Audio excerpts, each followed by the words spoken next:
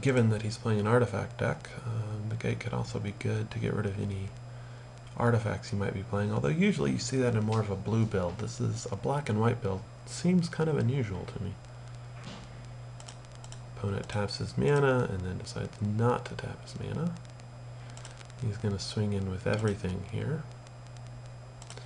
If he doesn't have a creature, I may go ahead and run out the Bushwhacker, but depends on what I draw, I guess. Ah, a land. Given that, I think I would be more than happy, 1, 2, 3, 4, 5, 6, 7, 8, to simply go ahead and get Ulamog's Crusher out, although he may in fact have some way of removing it, but I still think that's probably the play.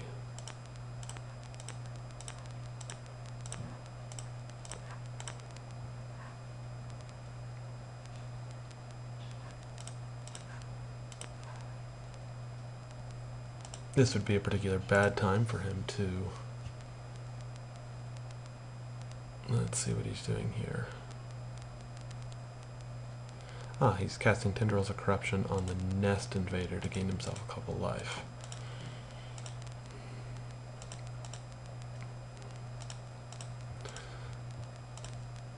With only 4 lands in play, the Crusher is going to be pretty painful, unless he's got a way of dealing with it here.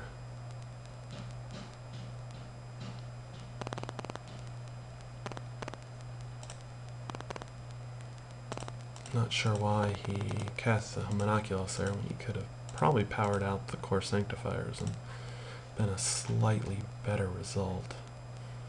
So if I attack with that, he could block with all 4 and take out the Crusher. But that's a pretty good deal for me. I think I'm happy to make that deal.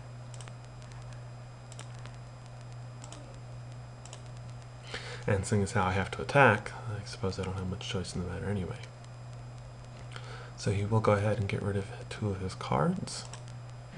And we'll see what he does here. Now next turn he could swing back in for 8.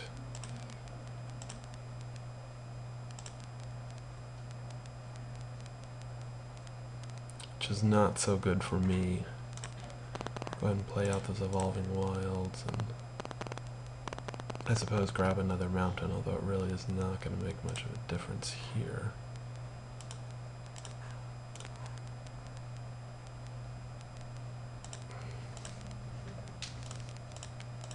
The only good news in this case is that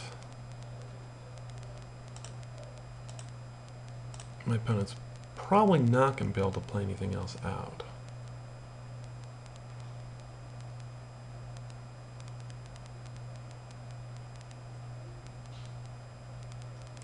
He goes ahead and leaves back the Court of Homunculus to block, probably wise.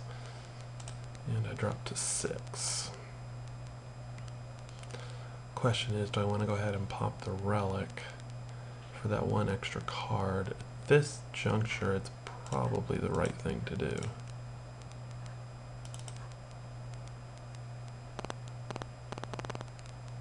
I simply draw another Evolving Wilds, which is not great. But I get a Burst Lightning off the top. So let's think about this. Now, if he hadn't left the Court of Homunculus back, I would be in pretty decent shape. As is, well, if I play out the Bushwhacker, it gives me 1 more blocker. Gets rid of his Homunculus. Has to sacrifice 2 things to get rid of 2 lands. I need the blocker. It's not really going to help me as far as making him any more powerful.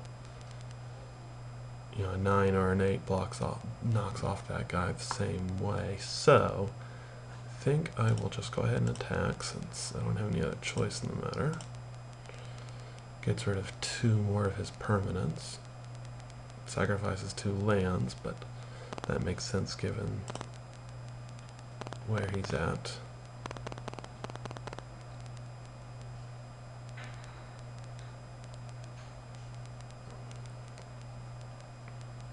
Oh, and he just takes it. That's definitely a mistake on his part, because it simply allows me to follow up with a Burst Lightning and in the game. Alright, and that is Moromete's token deck.